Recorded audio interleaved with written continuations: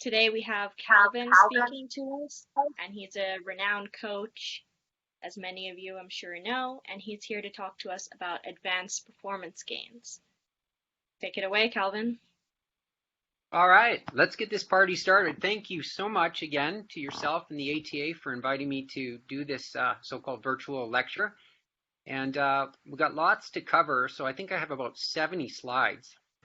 So hang in there, hold on tight. The first slide here, as you can see, the 2020 ITU World Championships. Many of us have worked very, very hard in 2019 to qualify for this prestigious event, and sadly, we all know that it's been deferred to 2021. At least that's what I hear. And it's one of those things where we can't get overly emotional about this sort of postponement. As athletes, we tend to want to control our entire environment, and in this circumstance, it's just nothing we can do. As you can see, this is my daughter. She's very emotional, as is her dad. To give you an example, when this pandemic started, I think we might have been a week into it, and all the bad news was hitting the social media and on the news, not to mention a stock market crash and my retirement got down the tank. I actually started feeling sensations like stomach issues, chest pain, lethargy, all these sort of symptoms that were sort of lining up for this COVID-19. And actually, I checked myself into the emergency hospital that night. And I think the young physician rolled his eyeballs and said, "There's nothing wrong with you, sir. I believe you have a little bit of not GI, but stomach acid reflux as well as anxiety." So off I went with the tail between my legs and left the emergency. Eventually I did get tested because that reduced my anxiety, but emotion plays a big role in performance. It plays a big role in life, and I guess, sometimes it's better not knowing. I was in Hawaii about 2 years ago, maybe it was 3. I was out riding my bike towards Hana, and across the entire state of Hawaii, everyone on a phone got this message. And thankfully, my phone was turned off and I was riding a beautiful Hawaiian road, tropical breeze, looking at the ocean below me, not worrying about a thing. 20 minutes went by until this message came through. Needless to say, my point is that you need to understand the way that you handle anxiety and stress. And under these circumstances, you need to either separate yourself from all the bad news that's happening out there, or maybe you're a person that can handle it and needs to be in control. But for myself, with the emotional state that I'm in, I certainly don't want to always hear this bad news. And so I'll talk about emotion as it comes into the light of performance. And I think emotion is one of those secret weapons that you can maybe utilize when the going gets tough. So this is my team, criticalspeed.com, and belongingness is a really important concept when you're in endurance performance. It's nice to share the pain. Suffering loves company, per se, not to mention all the social beautifulness, so to speak, of being around people. I know this pandemic has rocked our world a little bit, and it's opening up, so it's really great to see that now we're out trail running or road riding. But belongingness is a big component of this because we need to enjoy the journey. And again, I'm so grateful for everyone on the Critical Speed team. Not everybody here is in this photo, but again, I have to say that a lot of my success as an athlete comes from being a part of this organization. There's many people in Alberta that I look up to, and they're huge role models in terms of what they've been able to attain in their athletic career and leading by example. So if you don't have a team, it's always nice to find at least people that have the same vision and goals. So let's go real quick through this. My athletic achievements, I've got 9 world championships as an age grouper in Xterra. I need 1 more to tie the world most in able-bodied male department. I'm not sure how much money I've spent on that particular project. I could probably remortgage my house or something like that to do another 9 years. Racing is expensive. But I've done pretty much the whole gamut from short course ITU stuff all the way to Ironman Hawaii finishers. And what's more important in this particular lecture is the diversity of people that I've actually worked with. And each project that I've worked with, whether it's, again, 3 athletes of mine that summited Mount Everest, or ITU, for instance, athlete that has gone through the entire World Cup circuit, Pan American champions, Xterra athletes, marathon, Disabla, ultra runners. I tend to be able to draw certain concepts from each of these projects and athletes and be able to maybe cross-utilize some of the skills and the knowledge to be able to make other athletes in different disciplines fitter, faster, and healthier. So that's my message there. It's been near 35 years of coaching formally. Education-wise, I have a master's degree in kinesiology, and I studied triathlon as it pertains to concepts that maybe some of you are aware of, critical power and critical speed. I actually studied that and applied it to endurance performance way back 15 years. So that Sufferfest 4DP, I studied that 15 years ago. There's nothing new. It's just repackaged. And then I, myself and Dr. David Smith, who was, again, my professor through my master's degree, we published a paper called Training Principles and Issues for Ultra Endurance Athletes. And we defined ultra endurance as anything greater than 6 hours. So that's where the physiology changed. That's where nutrition requirements and even pacing and all those different things become very sensitive. And so that's a great read if you ever have time, or if you need a copy of that, which is this paper here, just let me know. And Dr. David Smith and I were meeting once a month basically to talk about the new concepts of training. And I can tell you this, nothing's changed. Nothing's changed over 15 years. What has changed is data collection and potentially interpretation. But when it comes to getting fit, it's all about doing the work. It's all about being tough, making sacrifices, getting out there and being consistent. So that brings us to this idea of what I was able to do in my master's research paper. The predictors of success in triathlon are highly correlated with the run. We know in the elite department, you have to be an amazing swimmer because it's drafting, but we're talking about age group performance here. Particularly the older that we get, the more the run performance becomes a predictor of success. So a lot of the theme as I go through this lecture today is going to be about developing the run. Of course, we're developing the bike too, so that you may have more energy to spare on the run. But a lot of it is pertaining to the aspect of performing well in the run. And ultimately, again, based on research, that usually means a personal best or sitting or standing on the podium or whatever your goals would be, you would probably meet those goals with a strong, successful run. So real quick, training principles, basically progression, a lot of you have heard these before, and progression needs to be logical and manageable. And this is the key. We can throw numbers and science at this and give you ratios and percentages, but the reality is that with life stresses, with life responsibilities, that the progression of your training volume needs to be logical. It needs to fit your lifestyle, and it needs to be manageable. So that's the way I coach. I don't necessarily take out a textbook and sort of do it in a way that it's all based on numbers. Regularity or consistency is a huge principle. And so obviously an athlete that's consistent through the year, maybe they're exercising 320 out of 365 days. I would consider that very consistent. The content is variable, of course, but certainly almost every day of the year they're doing something. Variable heart rates, different modes, different varieties, of course, and that is another concept. So the last 2 years, I look back on my Strava data collection only to get hours, and I was able to average over 800 hours or 2 hours per day. And you might roll your eyeballs and say that's impossible for me, which is fine. It's not realistic for everyone. When you look at my occupation and what my potential ability of doing exercise is, that suits me well. Plus, I had 2 big projects at which I was training for that I was scared to death of, which fear is a huge motivator, obviously, for training consistency. Let's skip over to overload. Overload is a big concept here. Obviously, you want to induce a higher training stress to a person so that they adapt and eventually get stronger or fitter. But it's completely dependent upon the person. Not only that, it's dependent upon the activity.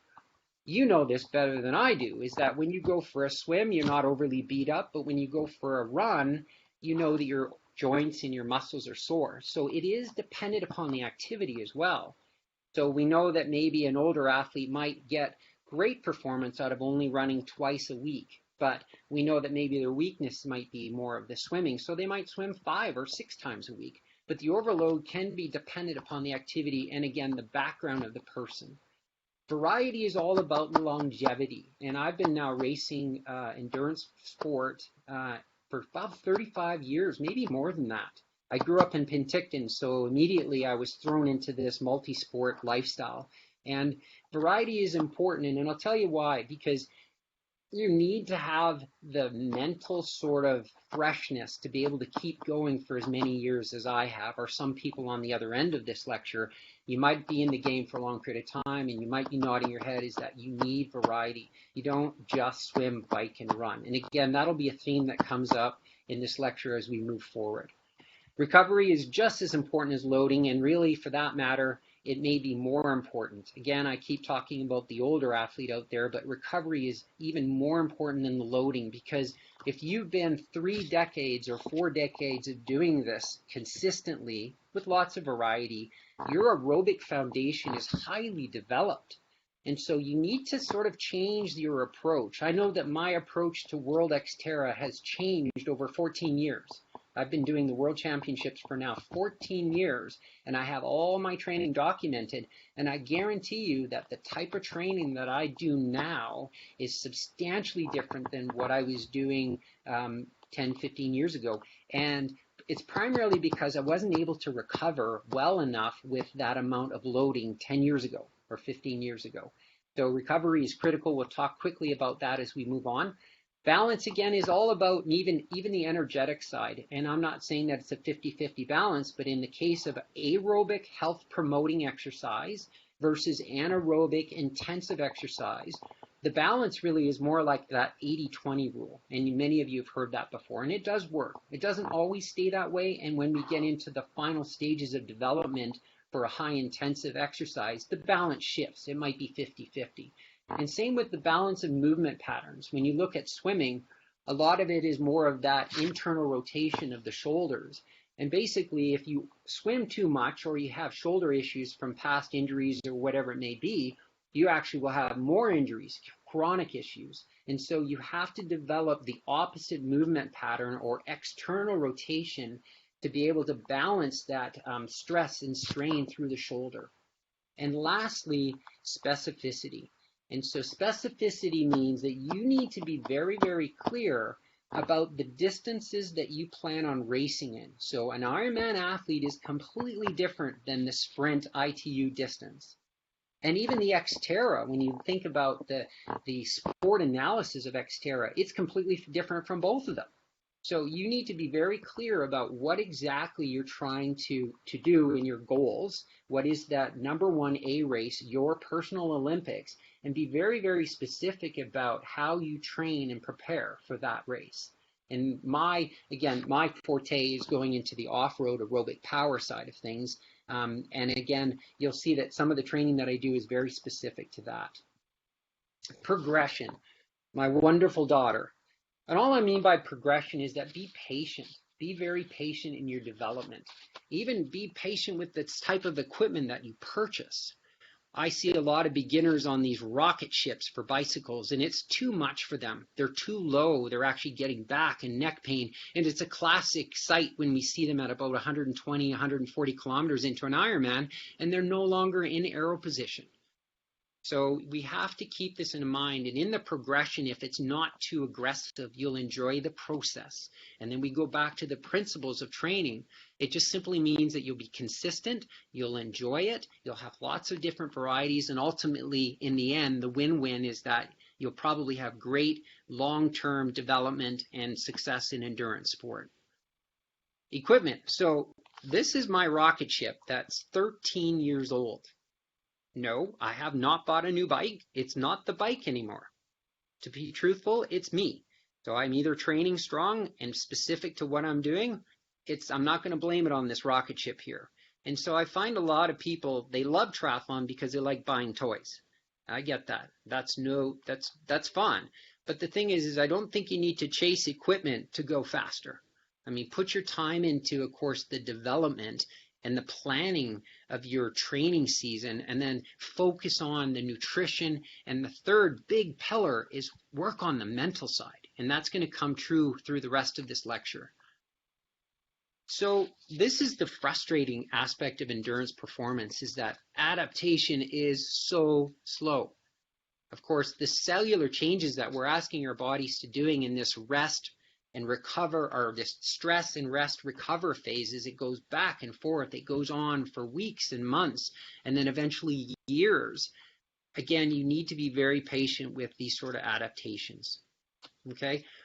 This is a person, again, that I'm going to allude to here. Jason Poole is a professional athlete here in Calgary that I was coaching. And basically, he grew up as a hockey goalie. So he's coming from a non-endurance background, and he's blossomed now to become a professional triathlete. But obviously, in that storyline, you can sense the amount of work and the sacrifices that it takes to be this type of athlete. He's all in. He trains anywhere between 30 and 40 hours a week. Now, you have to ask yourself, are you willing to sacrifice that type of training to reach your dreams? He's a young man. He basically has tremendous talent. But even from where he is now as a professional athlete, it may take him another 5 years of committed training and sacrifices for him to reach the level where he may ever win an actual Ironman. We don't know. Maybe it's 3. But the process is quite lengthy, and you have to love it. So that's endurance sport for you. You've got to love it. Environmental challenges, of course, I think these people on the other side of this lecture, most of us are from Alberta, I would suspect. And of course, we have winters. We have brutal winters. And again, if consistency is one of the principles that we're looking for, we need to find ways to be creative about our training. And you look at the type of weather that we can encounter. And this is one of my interesting, I'll make a statement, is that I hear of some of our athletes up in the Northern Hemisphere here being coached by athletes that live down in San Diego. It makes no sense to me. They do not understand the environmental challenges that we have and the positive side of environmental challenges. We have winters. Winters can be a huge asset to an endurance athlete. Again, mental fatigue from always swimming, biking, and running could actually impair your performance by the time the race season comes along. But if we sprinkle in all these wonderful activities that you can see next, such as vertical snowshoeing, we can actually get stronger for race season. I used to always love going down to California and doing the Wildflower Half Ironman down there because I was so excited to ride outside after doing some hard indoor training work and doing massive vertical gain snowshoeing that I actually ended up being very strong and actually beating a lot of the Americans that were riding 365. It was really quite neat, and it was a real eye-opening experience. And so what I found when I was training 3 athletes that climbed Mount Everest, I spent a lot of time with 2 of them, and a lot of our training was around this vertical snowshoeing aspect. And when you look at this on the left side picture, somebody's pushing hard down on their poles, great for tricep development, great for shoulder and upper back, great for core. And then you look at the aspect of climbing up a 20 to 25 degree vertical slope in powdered snow. It is not easy. And yet they're having fun. They're all laughing. They're all together. The quadricep, the glute, the hamstring, and the calf development is massive. And throw altitude into this. So again, we're probably snowshoeing here in this photo at about 8,000 feet. So yeah, it's a little bit tough to breathe. So we're adding this environmental stressor into already a fun day of sort of say 4 to 6 hours of being outside, developing what I would say the general athleticism of a triathlete. And yet we're not riding our bike. I find the biggest benefits again with vertical snowshoeing is the power on the bike. And then the next and final step, after we've done maybe 2 or 3 snowshoes, at which we probably only do 1 every 3 weeks because I've done more and it's too much. It's a classic example. Sometimes more is not better. But when we've done 3 or 4 of these, we actually ask some of our more inspired and stronger athletes to start carrying water weight in their backpack and putting ankle weights on their feet. So again, at altitude, when you start loading up, again, the backpack and the ankle weights, you're working very hard. You're very slow. But again, the idea is to start training the body under higher demand. And so that's been an amazing tool for my development over the last 20 years or so, is always trying to do loaded backpack heavy snowshoeing. The other concept that was worked well for my team and myself is these brick workouts. And I shouldn't even call them brick workouts. I should call them boot camp for triathletes, because we're not doing the classic bike hard and then run. We're actually mixing it up. We're doing a tremendous amount of different skill drills inside the hours of 3, 4, and 5. We usually start these in November. And again, the first probably 3 or 4 bricks are 3 hours long. Again, but tons of variety. 3 hours goes by very quick. Of course, I got a lot of dry humor jokes flying along on the mic. And of course, we have some great music rolling along. And again, it's very social. But to give you an idea of a 4-hour heart rate trace, we always have a long warm-up period because we have 4 hours and we need to burn time. But we usually do about a 30 to 40-minute warm-up, and then we'll do a short break, get some water.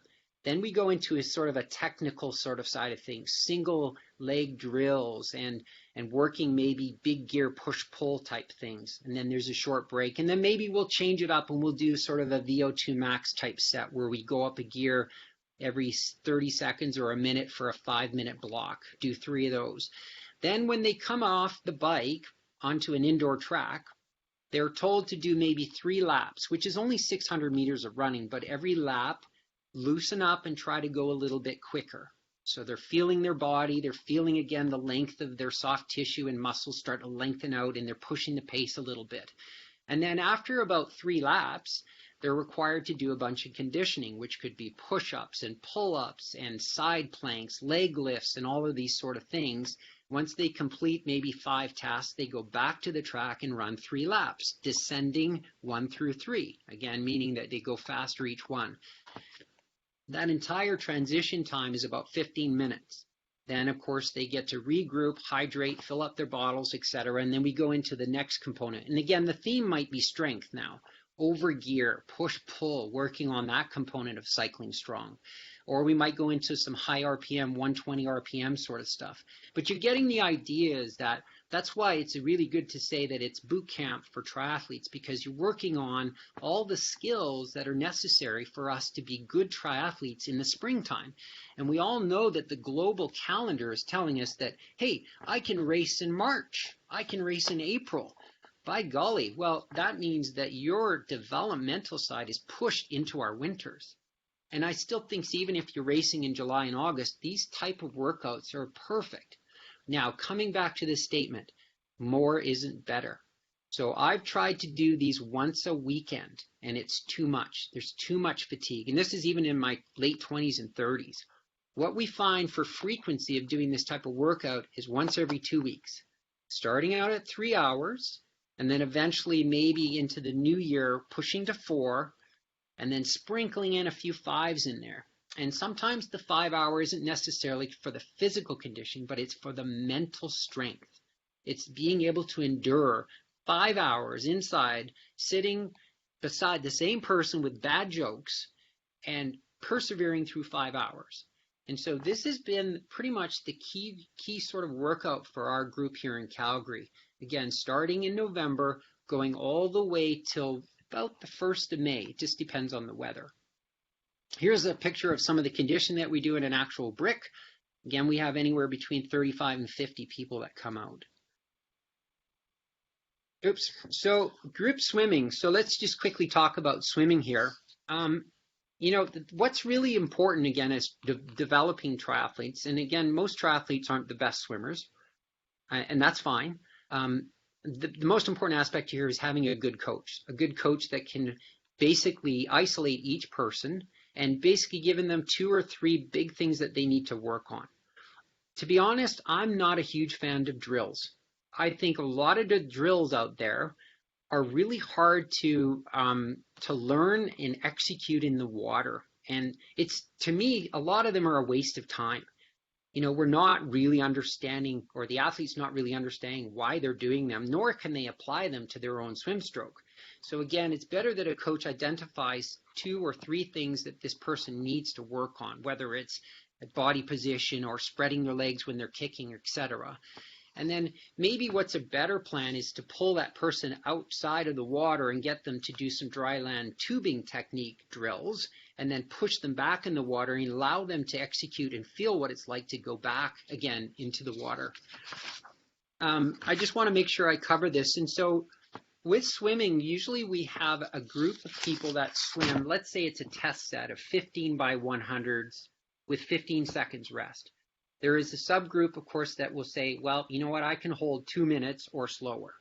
When you look at, again, the approach for that swimming development, I think the most of their intervals should be short, 25s and 50s, because you're trying to implement change over a short period without necessarily trying to induce fatigue where their technique goes to shit. Sorry for the French, but I think it's really important that we address that with beginner swimmers. And then the frequency of swimming, maybe it needs to be, again, 5 or 6 times a week, but they might not be able to sustain a full hour. Maybe it's only a 45-minute swim and then 15 minutes of deep water running.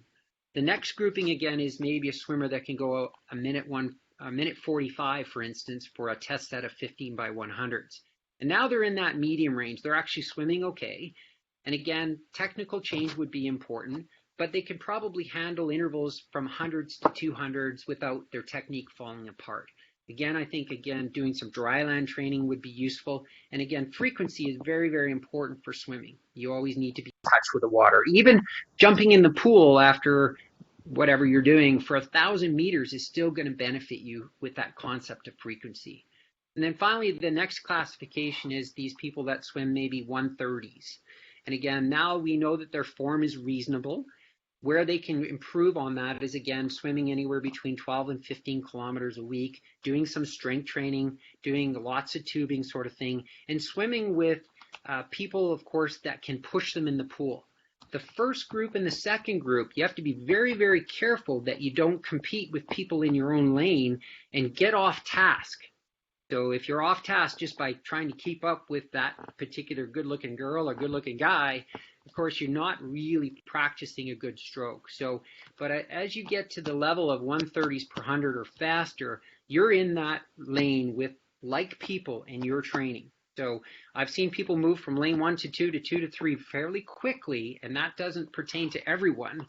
The athlete, again, that I've been able to coach that actually became the swimmer like that, very quick development, is Chucky V, and I'll explain a little bit about his progress. But dry land swim training, this is actually a double arm fly pull. And I do this primarily for muscular development. I don't do this for technique. This is more about getting my forearms. My forearms is a big weakness in swimming. For some reason, I get forearms and bicep pain. It's not my lats. So I do this primarily with about 6 weeks to go before Xterra, where the water is extremely rough. Last year we had 16-foot shore break and really violent swells and wind. So this allows me to swim stronger through a violent water. But even better is this single arm pull technique. And again, you have one arm holding the other end of the band. This is just a normal surgical tubing band with handles. One is in the recovery position, and the other one is starting to do the pull catch phase. And as you can see, the top left-hand picture there, good catch, maybe a little bit too much wrist flexion, but I got to hold on to the band, of course, the tubing. And then I start engaging the pull, driving my elbows up and pulling my way through it. Now, I have to be honest, the bottom two pictures are not correct. So I'm in a good position, but what should be happening is that my shoulder roll should actually be twisting in the other direction, incorporating my trunk and the power that's all part of that trunk. As you can see, when I first start the pull, I'm at a 45-degree shoulder angle. As I pull through the power phase right underneath my body, I should be turning my shoulders in the opposite direction and engaging the stomach muscles and the oblique and the core, and then pushing straight out the back with my palm facing backwards. Now, there's a couple athletes that I'll show you a picture of. They're male athletes. There's some up-and-coming young whippersnappers. Their swim was not the best, but just by incorporating this type of technique in dry land training, they went from like a 33, 32-minute 70.3 swim down to 28s and a half. It's ridiculous how fast they've improved. But again, this dry land type thing, and this is something you should be able to just jump out of the water, do maybe, I don't know, 50 pulls like this on each arm, so 25 on each side, and then jump back in the water and try to see if you can feel what it's like to actually engage proper technique in the pool. To me, that's way more effective than all of these drills that we tend to do. This is Chucky V, as I mentioned to you. He went from stage 1, 2, and then up to 3 and beyond, and he wasn't a very great pool swimmer. But you put a wetsuit on with him and the mental toughness that he had, he was always a second packer in an Ironman swim. And back in 1999, he actually went on to win Ironman Canada. The picture beside it is me actually swimming the length of Skaha Lake, 12 kilometers-ish. If you don't swim straight, it's 14. But needless to say, that's the most swimming I've ever done in my life. I grew up as a soccer player and a runner. I never really swam that much. And over the years, I've obviously become a decent swimmer. But this was 2 years ago that I actually did near 20 to 25 kilometers of swimming a week. Ugh, that was a ton for me. And I was strong. There's no doubt I was strong. And this was all in preparation for a particular event that I was scared to death of. And I really needed to be super fit and confident. But the year that I did this type of swimming, I look at my swim performance, which was about 6 weeks later after all this volume in Xterra. And my swim time in Xterra was identical to the 3 previous years that I had done that race. Of course, conditions vary, but there's enough data there to say, you know what, all that excessive swimming that I did didn't necessarily translate into me swimming faster in Xterra. So the question we always ask ourselves is, how much training swimming do we need to do to reach a point where we're good? In other words, if we did more than that, substantially more than that, and sacrificed every morning at 5 a.m., meaning that you didn't get the sleep that you needed to recover just because you thought you had to get to the pool, maybe there's a point where we say enough is enough. And of course, if you're that category 1 or 2, maybe that's worth it to do a little bit more swim volume or frequency or some morning swims. But I think when we get into the third stage where we're decent swimmers, I think there's a cap. And again, I think most people around 12 to 15 kilometers a week is probably the most that we probably would need to do. Cold water swimming right now. So our waters are damn cold. And this is Myron and myself preparing for a cold water swim in Canmore in the quarry. It was the May long weekend. The water was 10 degrees. Research says that 10-degree water, you have 30 minutes. That's if you're motivated. So what we would do is we have our swim run wetsuits here and paddles and pull buoys and all this garb and actually running shoes. We would actually run anywhere between 10 and 15 minutes to get warm with our wetsuits on, and then we would enter the quarry. And we would swim upwards of 1,500 meters before we found that we were too cold. Then what we would do is, of course, exit the quarry, and we would go run anywhere between 30 to 45 minutes and then come back to the water and put another 1,000 meters in. The point is that when you're trying to acclimate to cold water and you're motivated to try to get as much distance as you can in, maybe adopt this notion of doing swim-run type training. And for a triathlete, the swim-run concepts and the training that's involved in that sport are very applicable to what we're doing, particularly in cold water. And a lot of us are racing early in the seasons where, of course, we're keeping an eye on what's the water temperature in Oceanside, all those sort of things. And again, it might be cold. It might be 12, maybe 14 degrees. And so we need to be able to expose ourselves to cold water and be able to tolerate it, not just physically, but also mentally. Meaning no more panic attacks, no more issues that, of course, we may experience that could really ruin your race. Panic attack at the beginning of a half Ironman is catastrophic.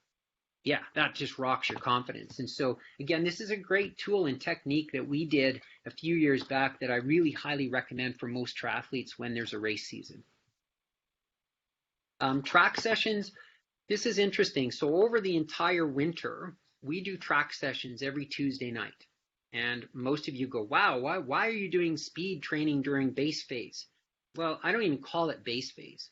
And let me classify what we mean by track sessions. And so an example of a workout might be something like this. It might be 3 400s at 10K race pace. So it's not really categorized as full fast speed. It's 10K race pace with a minute rest in between each 400.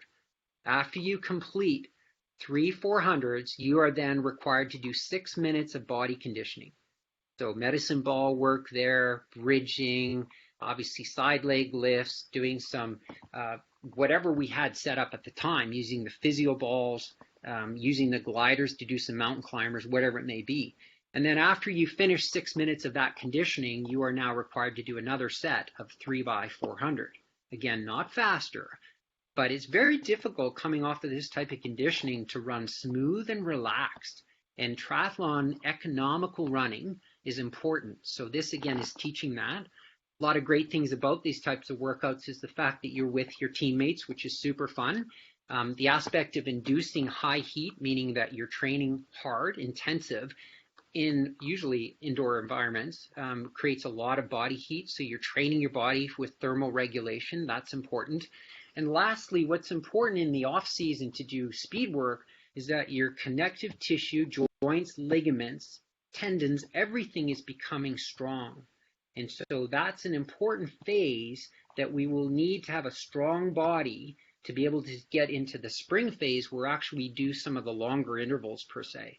So 1,000 meters and mile repeats and that sort of thing. So in the off season, not only do you need to remain healthy and build your base and foundation, but you also need to build the strength of your connective tissue in your body. We call it structural constitution. And so it fits. The cool thing about these workouts is they're fun. And it's not just this mundane sort of thing. So you add this type of work on Tuesday, and then every second Sunday doing those bricks where we do core work, you can see that in the winter season, we're actually working on the full body development. And to the right there is a bunch of us guys ripping around at the Olympic Oval. We're so blessed to have such a facility. But again, we don't necessarily have to go very hard in the off season for speed workout, but we should implement it as we go through the winter months. So data analysis, and so this is where we've gone absolutely overboard with, in my opinion. So in the old days, as you can see on the left side, I used to get all my athletes to actually take a charting sheet out and actually write out swim, bike, run, and basically every day map out what they did in terms of how many yards or meters that they did in the swim, and of course how many minutes that they did on the bike and what they did for the run. But what was more important in this particular data or charting was more about how much sleep did they get, what is their mood status, what potentially is their life stressors, some of these subjective, again, evaluations to figure out whether or not the athlete is prepared to maybe go to the next level, or maybe even just to do a hard weekend block. And the other aspect, what I like about the old school aspect is there's some research about self-monitoring, and it just means putting attention to the training that you've done. So when you actually have to fill it out with a pen or a pencil on a chart, you're really thinking about what you've done and how you felt, and you're actually putting some conscious sort of evaluation to what that felt like. Whereas nowadays everything is uploaded and it's fast, and all you want to do is take a look at it and just see the big graph and all that sort of stuff, and processing that type of data takes a lot of time. And then when I went to the Training Peaks University, I think it was last year with Joe Friel and other people that were a part of that, I liked it, but the problem is that I could see that the platform of Training Peaks was developed primarily for cyclists. And what they did is they actually expanded it into triathlon, because it was very difficult for us to look at the swim volume, the bike volume, and the run volume and actually get a training stress score. And I didn't feel that it was integrated. I just think it's a whole bunch of numbers thrown into this big data collection, and it takes a rocket science to sort of think and look at it. And the last point would be is that the human body isn't mathematical. The human body has so many cofactors that affect its ability to recover, its ability to even perform, and to throw numbers at this. Yes, you can see trends, but it doesn't work that way. So if a coach can actually work more intimate with an athlete, they know, without even looking at any of the data, they know that that athlete is under-recovered. You can see it in the way that they present themselves. You can see it on the pool deck. I don't need to see all this data numbers. I know, and talking with the athlete will give us a clearer picture as to whether or not that person is ready for the next stage, or maybe how much volume they can handle. So that's just my bias. Again, I grew up in a testing environment and all that sort of stuff, but I just think that we're processing so much data and getting away from the real nature of training. We all want to be on social media and post all the different runs and the bikes and their FTPs and that sort of thing. And again, we're losing sight of really what we're trying to do. So maintaining speed with age, this is a concept that, again, we've seen this and it's proven. As we get older, it's hard to maintain the speed. So in your program, it's very important that you do some speed. Now, what is speed? For an Ironman athlete, the fastest that you may ever do is 10K pace. For an Olympic distance or a standard distance athlete, maybe it's 5K or even quicker than that. But bottom line is that if you don't start incorporating speed into your program, you eventually will lose a lot of that in its coordination, its flexibility, it's a lot of these things. And you really don't know when you're going to need that final sprint to the finish line against your ex-competitor or whatever that may be. And to the right there is Heli Visser, an athlete that I trained. She was 70 to 74 and she had the world record for 1500. I think it was just under 6 minutes. It's absolutely remarkable. But we had her on the track twice a week. Not to say that both times were that intensive, but certainly there was some speed component to it. So keep that in mind in your running development as you get older, is that keep touching base with some of these speed workouts.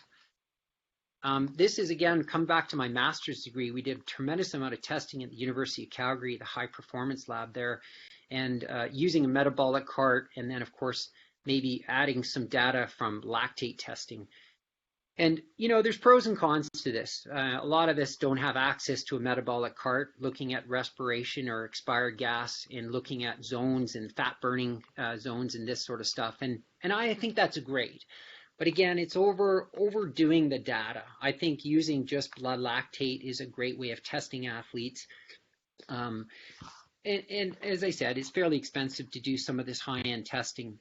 Where I think the testing is more applicable and more important is when we're trying to calculate FTPs and any events that are longer durations. So for me to test for Xterra is pointless, absolutely pointless. I don't even wear a watch when I race Xterra. Data means nothing to me. It's all about feel and heart and mental toughness. Now, if I was doing an Ironman, biochemical test, doing a lactate test, ramp test, where again on the bike, you would start off at a low wattage, make sure it's low enough that you don't miss your aerobic threshold, and then again every 3 minutes go up by 20 watts and see this beautiful lactate curve, would be a way of us being very accurate about the type of wattage or heart rate an endurance athlete needs to sort of sustain. The longer the event, the more important it is to have these so-called strict guidelines to ensure, of course, that you have a good run.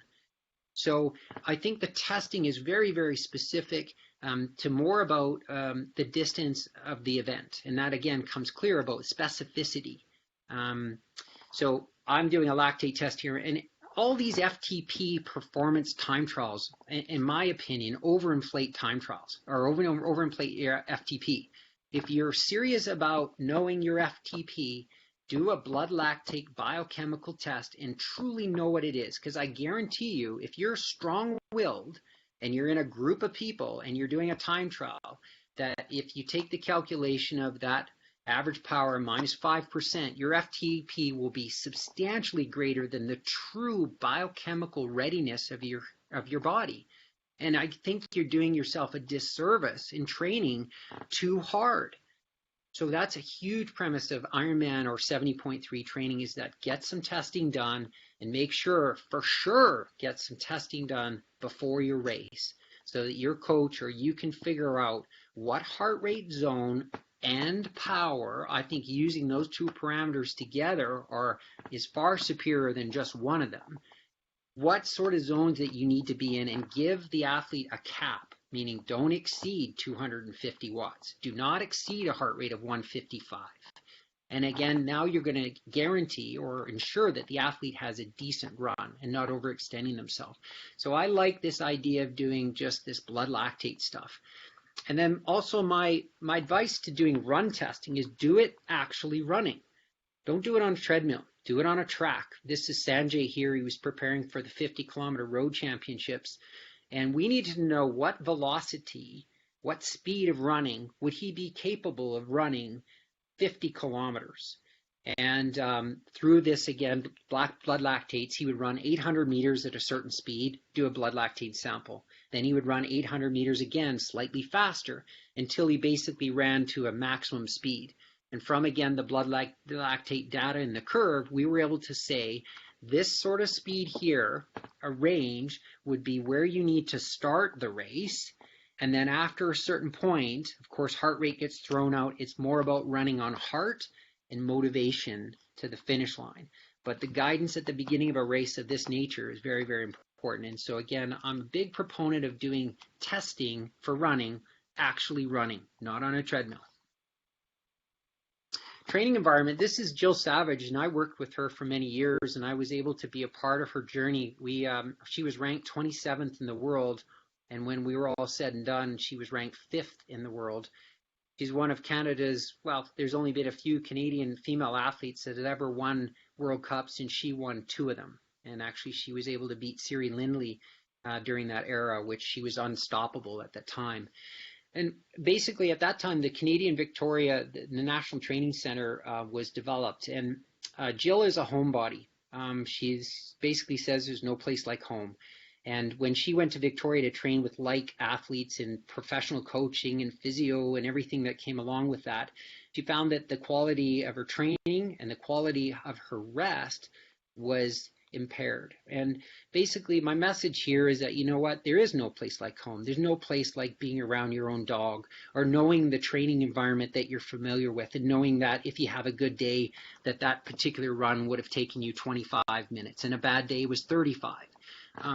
It gives you control. It gives you a sense of belongingness, so to speak, in your own environment. And so that was one big lesson that I always thought as growing up as an athlete, like, whoa, wouldn't it be great to be in Arizona for most of the winter, or maybe it would be great to be at such another place for a fairly long period of time. But to be honest, I think having a lower stress, life stress, is a better environment for your own personal training.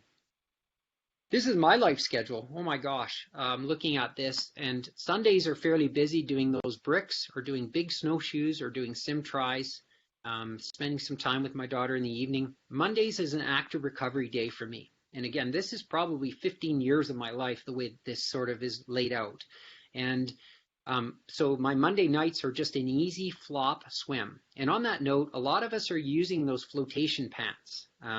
Of course, it's a little bit more specific to what we're doing, but another good reason for using those flotation pants, the cheater pants as we call them, is to be able to swim easy.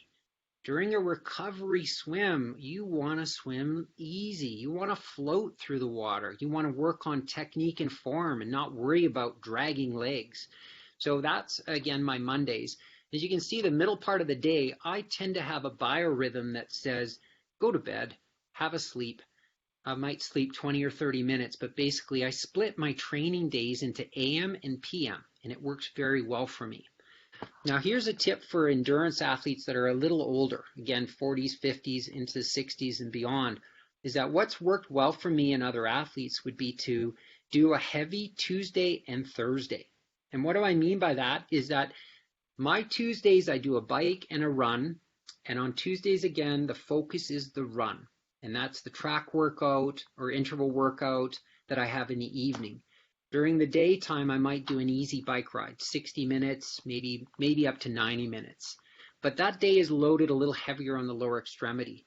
Thursday is the complete opposite, meaning that my focus is more intervals on the bike or a hard mountain biking with a fairly casual, easy 45-minute run in the morning.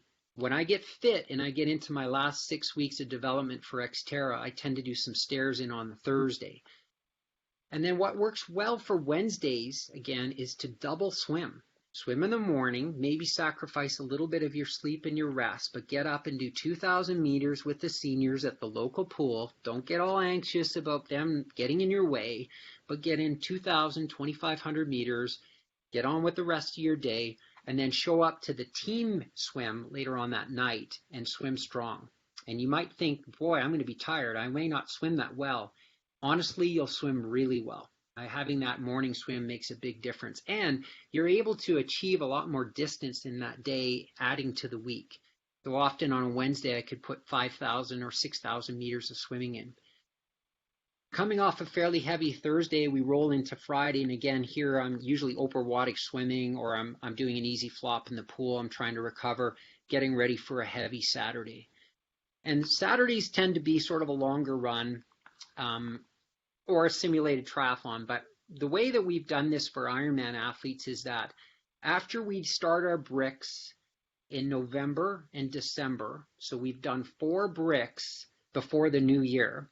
When we hit January, for a lot of those Ironman athletes, one weekend of the month, and it's usually the first weekend of the month, they would do a double stack weekend, which simply means that they come into my CompuTrainer studio on a Saturday, and they'll actually set up their bike and they'll ride a long period of time at their Ironman heart rate or power, and then go out and run 30 minutes to an hour. And so it's an Ironman specific type workout. And then the next day they'll show up to the 4-hour brick. And that's an intensive weekend. And again, I've tried doing more than once, one weekend per month. I've tried to do 2, again, thinking more is better, and it's not. Once a month is the perfect overloading stress for us to sort of start pushing that endurance foundation, that capacity beyond your current level. And I wouldn't say that it's a 10% jump. To be honest, that weekend is probably a 30% jump from where they're at. But there's very low risk to it. And their endurance develops very quickly as they go from January to February, from February to March, March to April. The program where they do double day stack like that ends as we get into May.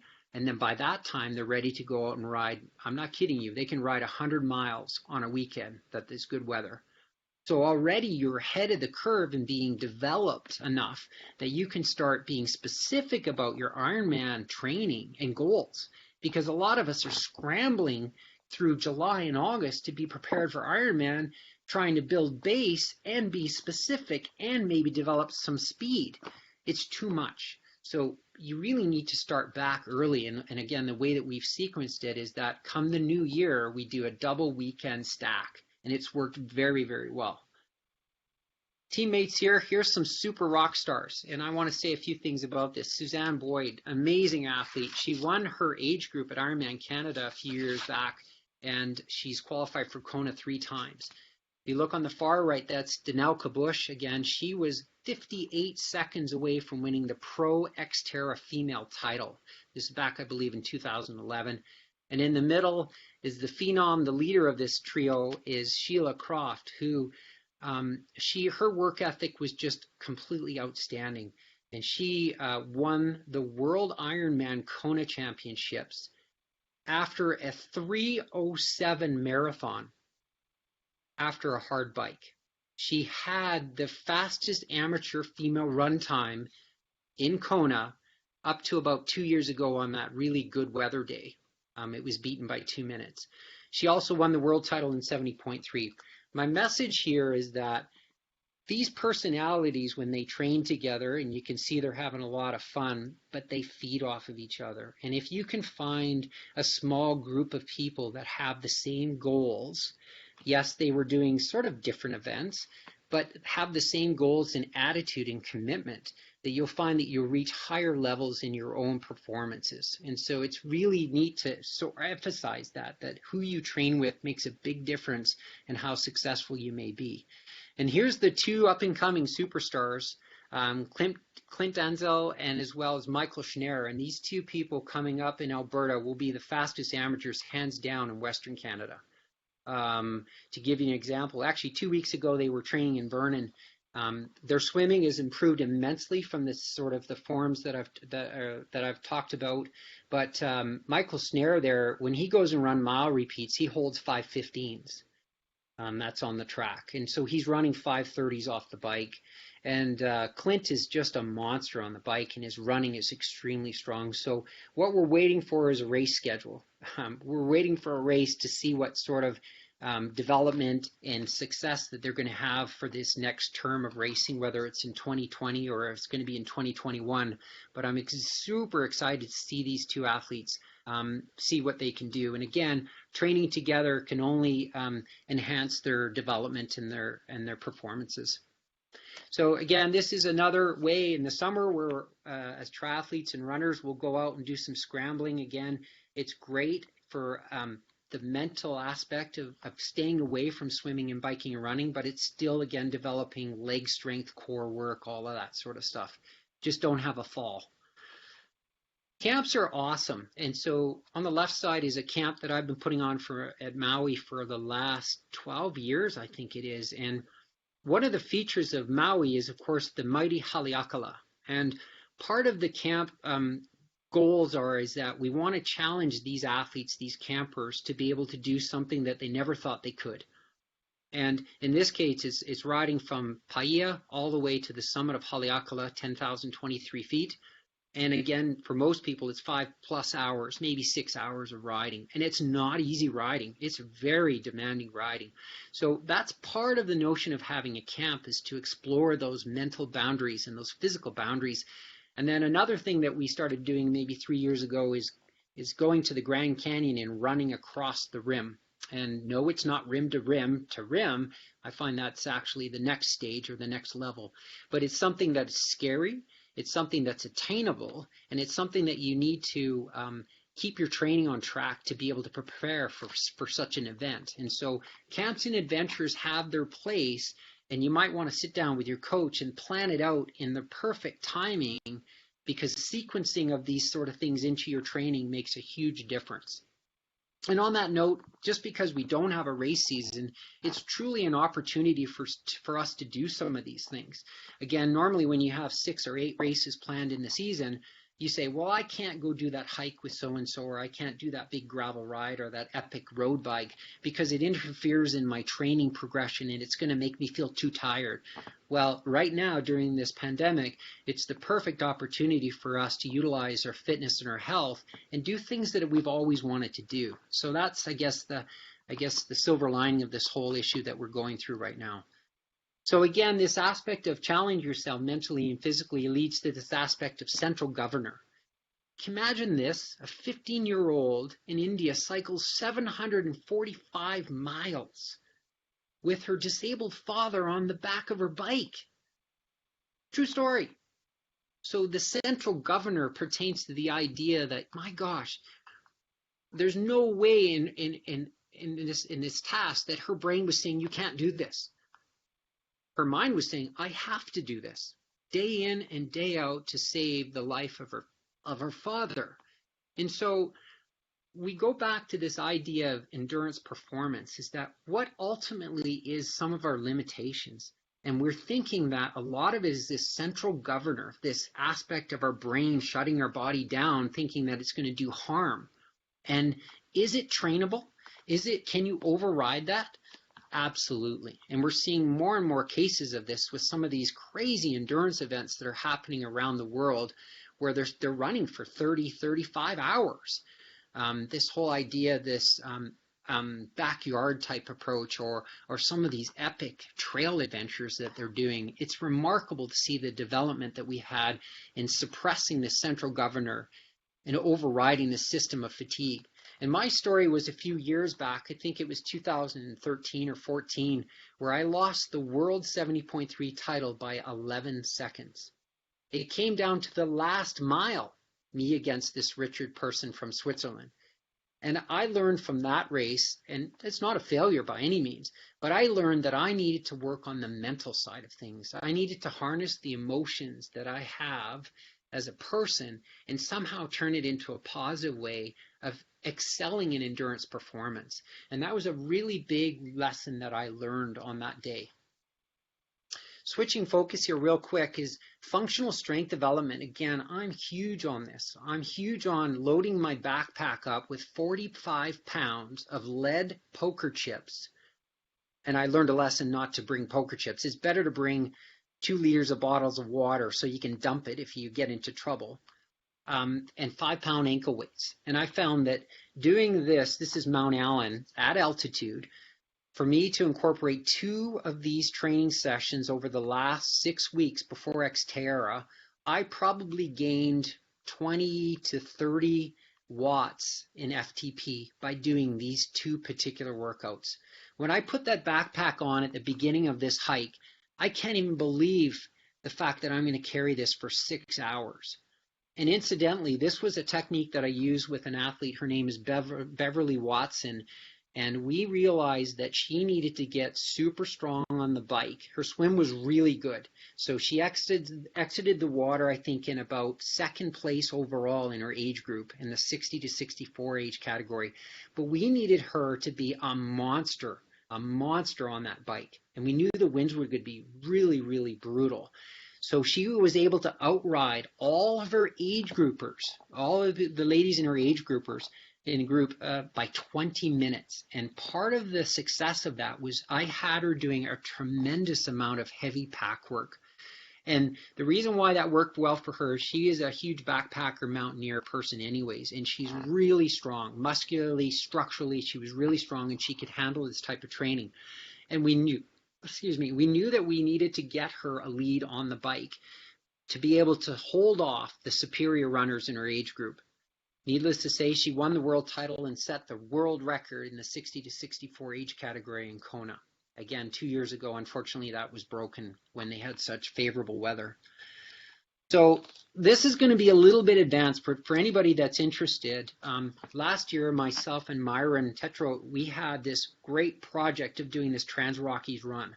And again, it was in August, the 13th to the 19th. And here's the key, is that it was 200 kilometers of running over 6 days, 6,600 meters of vertical gain and loss. But the issues is that it was in the heart of Colorado, ranging from anywhere around 8,000 feet up to 12,600 feet. I'm a little bit better with feet here. Meaning that here we are living in 3,400 feet, and I'm going to go do a race for 6 days at 8,000 minimum.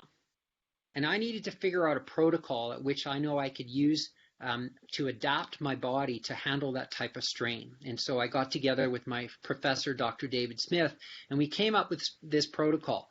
And thankfully, I live in Calgary. I have access to going to altitude. And the magic altitude that you need is 4,000 feet greater than where you live.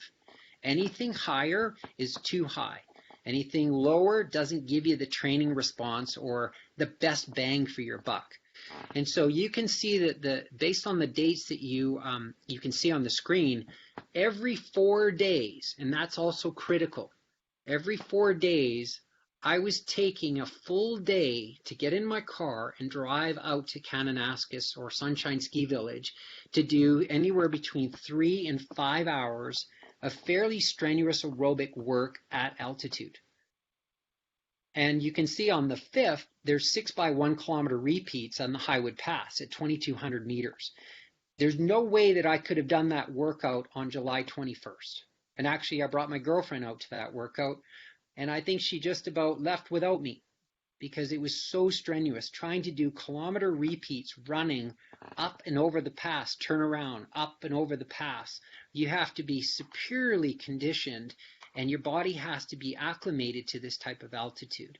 So needless to say, we were able to develop a really good protocol, and this is similar to what we did with the National Cross Country Ski Team as well. And every 3 days for me worked better, or 4 days or so. If I was younger, maybe it was every 3 days, but I wouldn't go any more frequent than that. It's too much again. And then after we developed this type of adaptations to altitude, and let me say this too, is that this is natural altitude, meaning the partial pressure of oxygen is lower, well below 21%, okay, but also the air pressure is less, being at altitude. Whereas there's a lot of these chambers in Canada that, again, they drop the partial pressure of oxygen, but the pressure is the same as outside the chamber. So you're getting half of the so-called stimulus that's necessary for your body to struggle, and then eventually it adapts. So I really highly recommend natural altitude if you're going to go and embark on this type of project. Now, the one thing now is this is the high altitudes that I was doing at Highwood Pass, me running along, and that's an extremely difficult workout. The magic number for O2 saturation, so as you're sitting there at your desk, you're at 100% oxygen saturation in your red blood cells.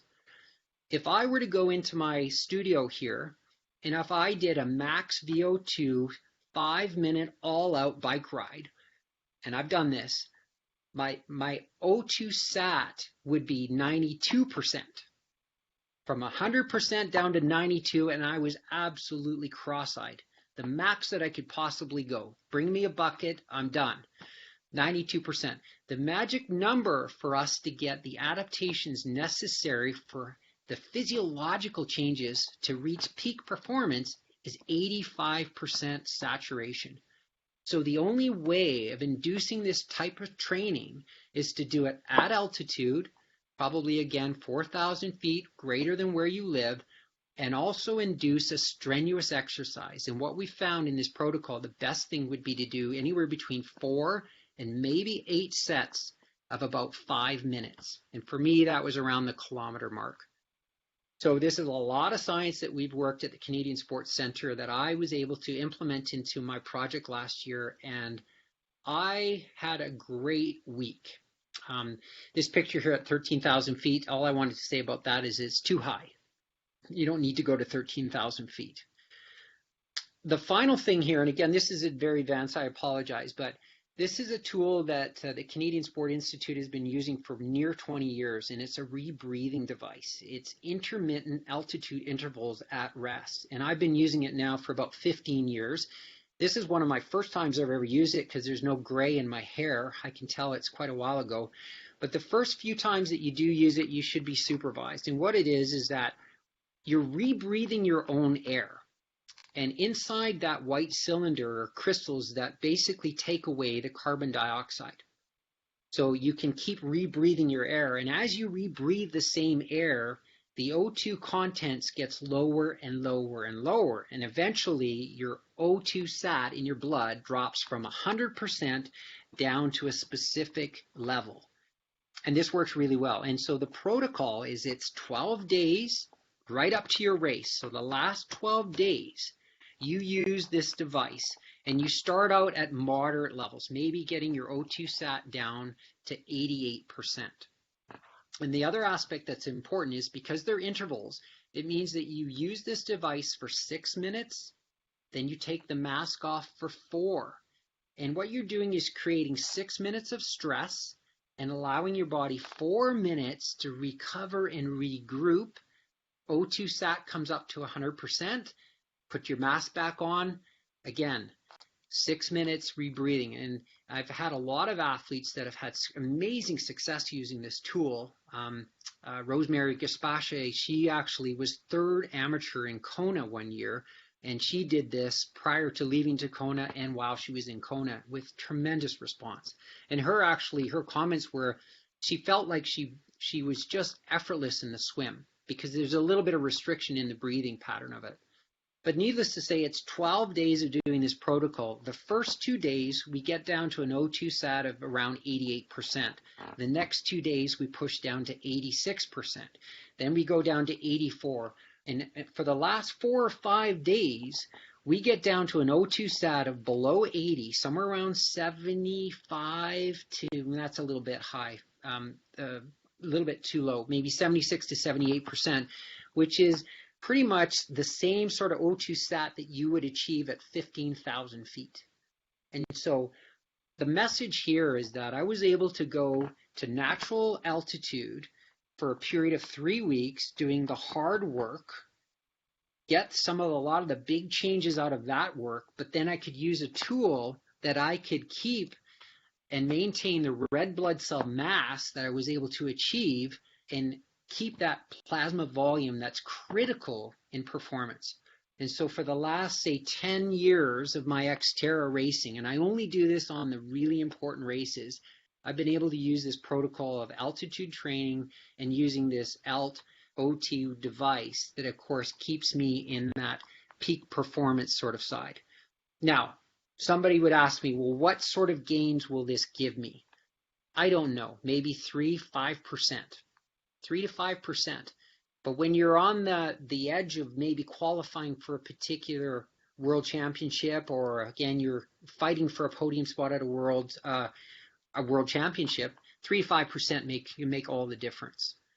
So again, that's very scientific. That's some of the stuff that I've been working on over the last, say, 10 years, but it's worked very, very well for me and a few of my select athletes.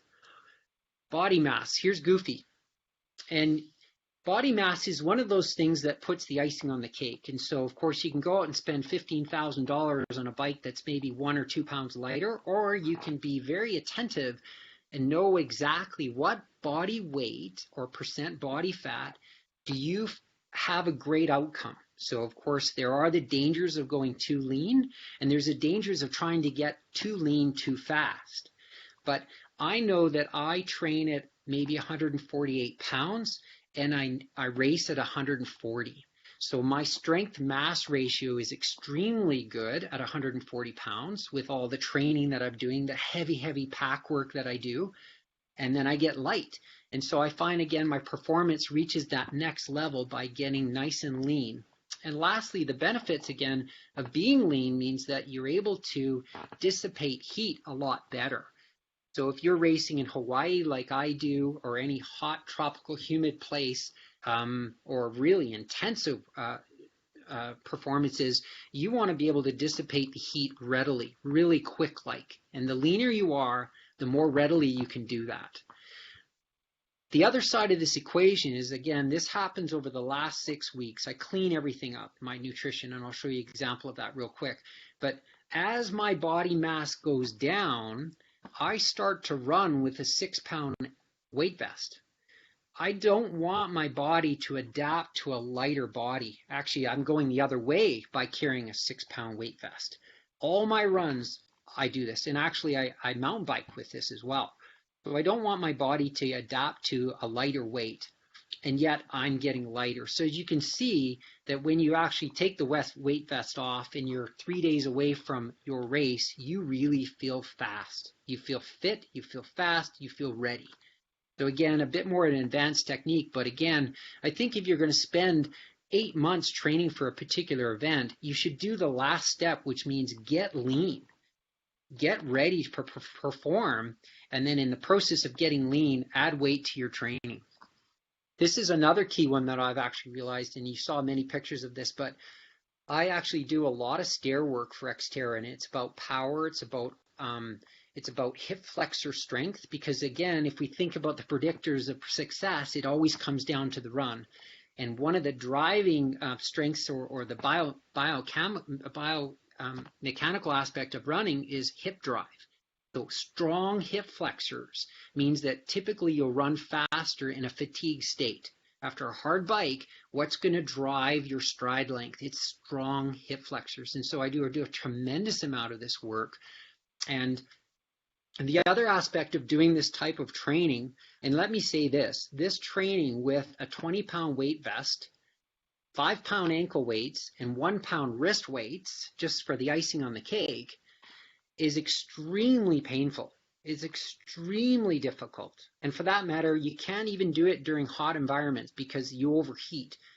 But developing, again, going back to that central governor, developing the mental toughness to be able to tolerate and accept the discomfort or the pain that's associated with it, and just tell yourself that it's okay.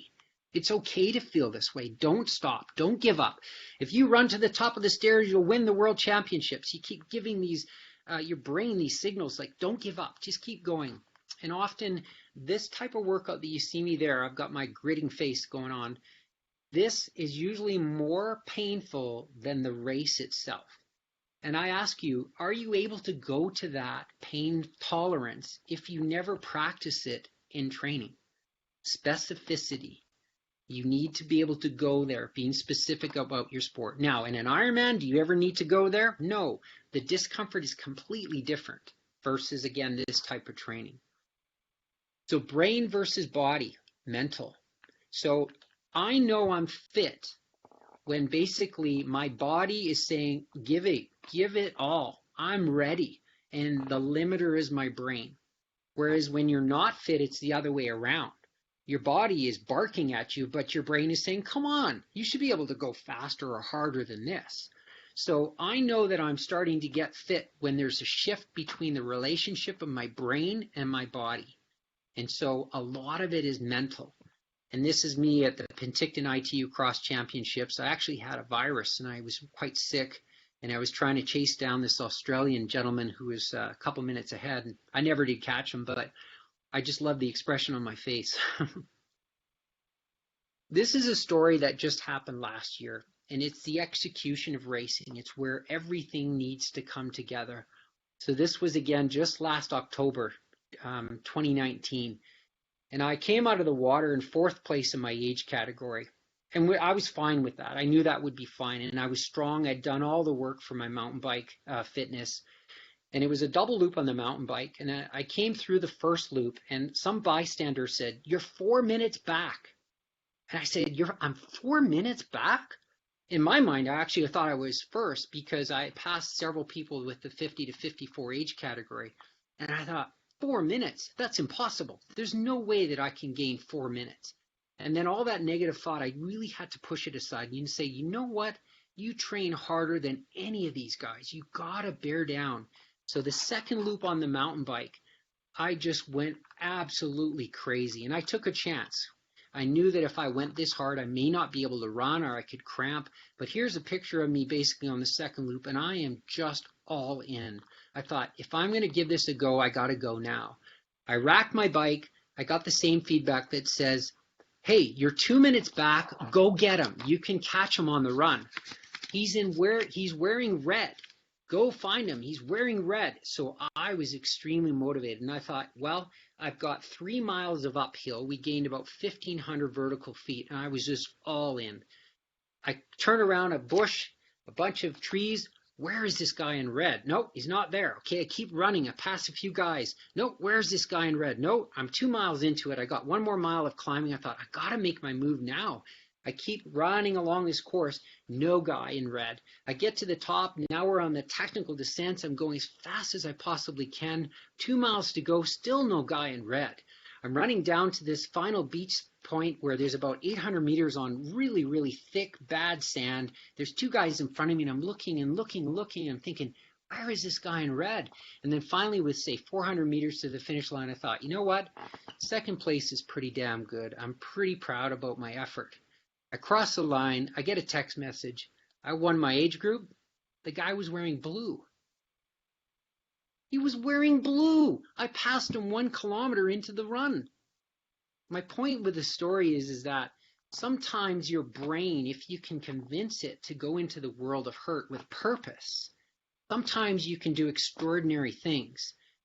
I got my splits for the race. I ran the 4th fastest run in the world at the age of 51 and the 20th fastest time, including the pro men and women. And in my wildest dreams, if anyone were to tell me that I could do that, I'd say there's absolutely no way. So that's the message. I think we really need to understand the limitations that we put on ourselves mentally. If we've done the work, if we've done all the training, the execution of the race is usually mental. Real quick about nutrition for me. 2 products that I've been using for near 20 years, which I think are superior to anything that's out there, are CarboPro and a product from Shackley. Lisa Bentley was using this product during her reign in Ironman. And again, the premise behind these 2 products, when you combine them together, is that it's all liquid sugar or carbohydrate. And in my events, of course, I don't need to add protein, and I really don't think you need to have protein in your fueling. But the concept is the idea like a highway. If you have 4 lanes in a highway, you want equal cars represented in each lane, meaning in one lane, I don't want all maltodextrin and nothing else. I want maltodextrin, which is, again, a time-release carbohydrate. And the next lane, I might want a crystalline maltodextrin, which is CarboPro. And then the other lane, I want fructose. And then in the far right lane, I might want something like glucose or sucrose, or basically a very simple sugar. And the idea there is that each of them has a certain time release or energy release. And that's important in endurance performance. You don't want to have spikes in your blood sugar and those sort of things. Now, the last point I have is that if I was racing Ironman, I would be heavier on the CarboPro for solution, meaning a long chain carbohydrate, and a little less of the Shaklee hydrate. But because I'm racing Xterra, I flip those ratios around a little bit. I want something that's a little bit simpler in the sugar side, so I do 2 scoops of hydrate and only 1 scoop of CarboPro for 1 bottle of water, which gives me 300 calories. And I carry 2 bottles on the bike. And that's the same ratio as I use for all my 70.3 racing. But needless to say, I think a lot of us need to do the research into finding out what nutrition products work best for them. But these two, I find biochemically, I think they work really well for most people. And I've put people on this type of nutrition plan, didn't have a clue about anything and went to Hawaii Ironman and knocked it out of the park. So there's a lot of science to this total recommendation. This is, again, me rolling around 4 hours of doing Douglas fir with a really heavy weight vest, ankle weights, and wrist weights. And again, as I said to you, this is a really difficult workout to do midsummer. And the amount of sodium that I lose, I tend to want to supplement in a lot of my racing and training. So you can see the sodium stains there. So you should know basically what are your needs with electrolytes. We got a few more slides to go, and then we're going to be done here. Aging in PBs. One thing as we do get older, we have to release or relinquish the idea that you're going to have another personal best. It's just one of those things that we have to sort of come to terms with. And it doesn't mean that you don't want to relinquish the idea of being competitive in your age group, but we all have the glory days per se. And this was one of my glory days at 4:10 for the Great White North race there. I'll never get back to that state of performance, which is fine. But again, accepting the fact that we are getting older means that our performances might be somewhat impaired. Injuries, well, fall off the mountain bike and dislocate maybe a finger, or obviously after a 70.3 race, your feet will be mangled up, but you need to take care of these circumstances and don't do anything dumb. That's the main thing here. Limitations, this is Emily Wagner, and basically she was a junior triathlete that I coached for a number of years, and she was very prone to having stress fractures. And so her running program was 1 run a week on grass, 35 minutes, 40 minutes, 1 overspeed workout on a treadmill at the Canadian Sport Institute, and 1 anti-gravity overspeed workout. So she only ran 3 times a week, which is probably substantially less than any of her competitors worldwide. And she placed 7th in the world at the World Junior Championships a few years back. And so know the limitations that you have or your athletes have in terms of structural, because there's ways of getting around that if you're creative and you have a lot of background or knowledge to be able to say, well, there's other ways of getting fit, right? So that's my message there. And even before one of my races, I actually had some calf and nerve issues, and I didn't run a step. All I did was hike with backpack or weighted vest or that sort of stuff, and actually turned out okay. If you think you have an injury, go get it diagnosed. Don't wait 1 week or 3 weeks or a month. Okay, that's my advice. So Dr. Kate here will go out and give you a diagnosis, but I find that many athletes will wait, and they wait too long. And when the injury is painful or sore, that's the best time to get it diagnosed. So try not to, again, push it too long. Again, it will interrupt in your consistency and regularity of training. Recovery aids, don't be fooled. April Fool's Day. So this is a whole hour of talking about recovery aids. Bottom line is that the majority of the products out there don't work. They're expensive, they don't work. And there's a book that I'm going to show you that you all need to read. But basically now the research is indicating that if you short circuit the inflammation stage of acute trauma or training, we actually may impair your ability to adapt and become stronger, fitter. So the natural process of inflammation is a good thing. Now, if you're doing like my Trans Rockies run where I'm doing 6 days in a row, certainly I want to do everything I can to reduce inflammation, soreness, and tightness. But on a training program, you want to make sure that your body can naturally so-called recover and adapt without necessarily interfering with the natural processes. And the book that everyone needs to read that's just come out is Good to Go. And you can see the author there. It's Christy Ashwanden. And it's a tremendous read. I've read the book 3 times over, and I learned something new from it each time. But it's all scientific-based techniques of recovery. And the next one that I really recommend a lot of people get is Alex Hutchinson's Endure. And it's a great read, and it really talks about a lot of things I've been talking about the mental side of performance, and again, the limits of human performance. And so, again, if you're able to go and pick those up, that would be great. For me to get down to a 5% body fat or 150 or 40 pounds, my diet is sort of centered around this. It's usually something like tuna with chopped up pickles and pickled asparagus and olives. Normally during that 6 weeks leading into my goal races, I'm trying to lean down. I usually eat 3 eggs a day. I'm a huge egg fan, coupled maybe with an apple or something like that. This isn't a lot of food, but I find, again, when I'm training hard, my appetite's somewhat suppressed. It's adequate. Cottage cheese and avocado, and of course any of these vegetables and fruit type side dishes as well. The research on diet and protein, as we get older, we should be eating a little bit more protein to maintain muscle mass and help with the regeneration of soft tissue, etc. As endurance athletes, again, I think we're eating too little of protein. Again, we should be closer to 1 gram per pound.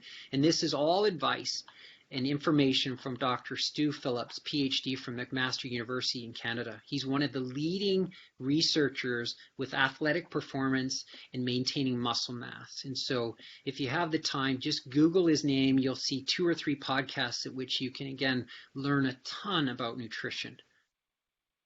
And again, from an injury standpoint, it's better to be proactive than reactive. And again, with the positions that we are in tri-bikes, we have really tight hip flexors.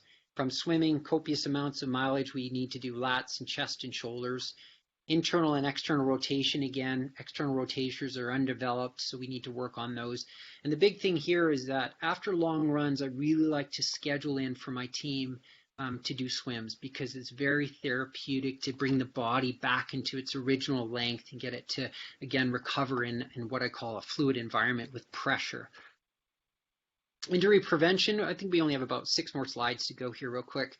Fascial tightness, especially with your feet. If you have injury in your feet, you're screwed.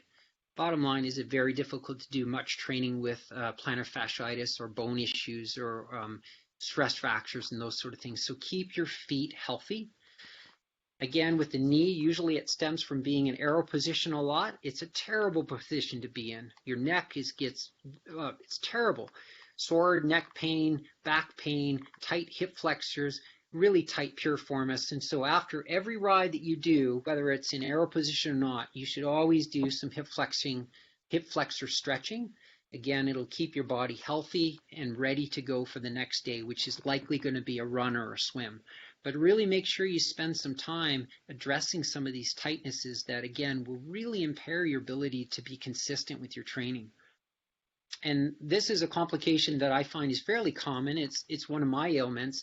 I have lower back complications, and it's usually some sort of nerve entrapment. And so I do my own traction using a foam roller, again, laying on it, pushing it up against my iliac crest of my pelvis, and then I push back on the roller and I do a pelvic tilt, and I literally can feel that I'm getting traction between every intervertebral body, and it's something that a chiropractor would do, but this way I can do it after every long run or any biking that I have where I'm in that forward flex position, and it's made a world of difference to keeping me healthy.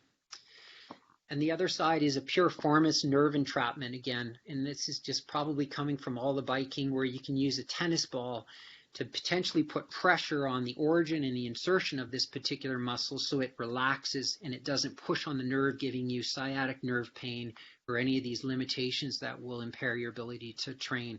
So the word of caution on this one, though, is make sure that you get a physiotherapist or a certified massage therapist to show you where you should be doing the rolling on a tennis ball, or if you're going to use a lacrosse ball. Be very, very careful not to aggravate the nerve, because that can make your condition worse. And injury prevention with your shoulders, we all are going to have issues with this, or your neck. from all the riding that you're doing, again, using a tennis ball or a cross ball. And in summary, this lifestyle is all about growing. It's all about life challenges. And a couple years ago, I embarked on a new sport, and it's swim run. And I'm so happy that I did so. And it challenged me in the point where it just put fear into my so-called mediocre life of just doing swimming, biking, running, and doing the same sports and even the same races, where I implemented this. And one of my philosophies is that when I turned 50, I was going to do something new every year. So now I'm going to be 52, so I have to pick another thing that's new this year.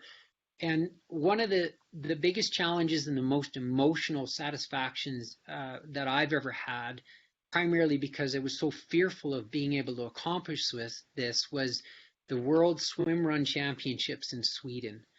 And what this race is you start on a northern archipelago of Sweden, of course, and it's 26 islands whereby you run, I think it's about a mile into the first swim and then swim 1,700 meters. But what you end up doing is just circumnavigating 26 islands down the archipelago.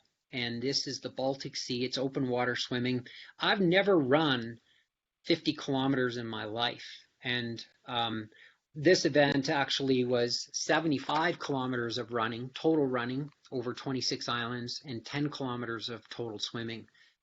And the joy and the satisfaction of being able to accomplish such a goal, being mentally strong enough, knowing that I had done the work, again, I was swimming anywhere between 20 and 25 kilometers a week, is just, I can't even put words describing, again, the sensation of satisfaction and happiness. And doing it with a great friend is pretty much the icing on the cake. And so, this lifestyle is about racing. It's about, again, getting faster and staying healthy. But, once in a while, you have to throw in these big dreams and be able to kind of accomplish them in a way that you're so happy that you did it in this journey of life. So I just want to thank you all for being attentive and listening to me go on for probably over an hour and a half.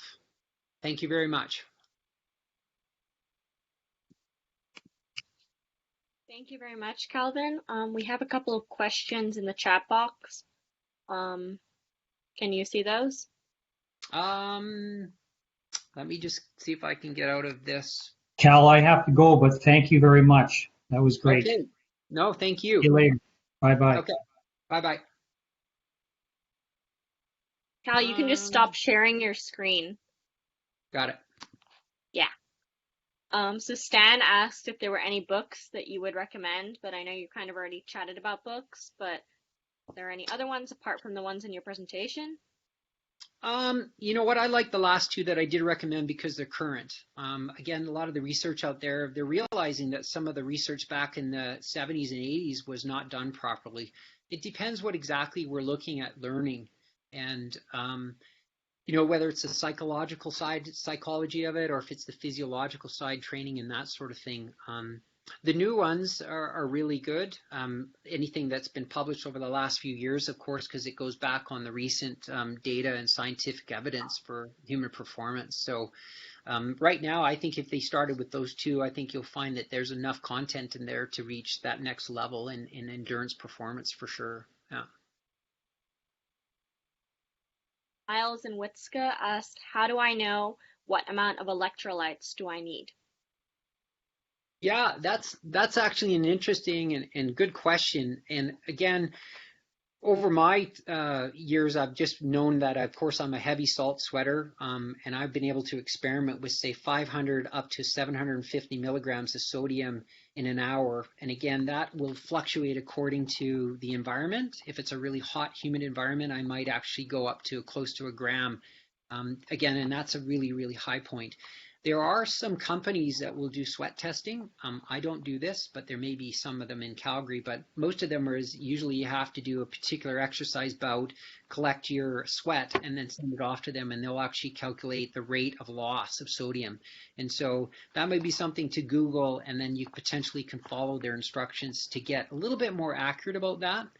But again, I don't think you need to be overly accurate. I don't think you need to be right on the money again, because again, the physiology of the human body, and again, the way the body reacts to sweating in the heat, or even how hard you're going, isn't accurate, nor is it precise in the science. So as I said, most people that are heavy salt sweaters, I think if you start around 500 milligrams of sodium in supplementation standpoint, plus again the sodium that you're using in your fuel, is a great way to sort of start and then see whether or not again that leads to better performances or less muscular cramping and all that sort of stuff.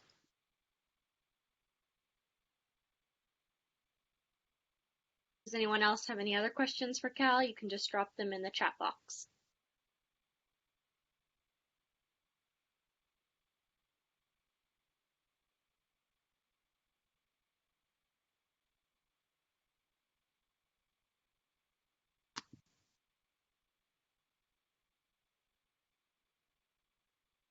Okay, no more questions. Okay, well, that was a long talk. I apologize for how long that went, everyone. Okay, well, thanks for coming, Cal. Thanks everyone for joining us today. Enjoy the rest of your evening. Thank you. Thank you.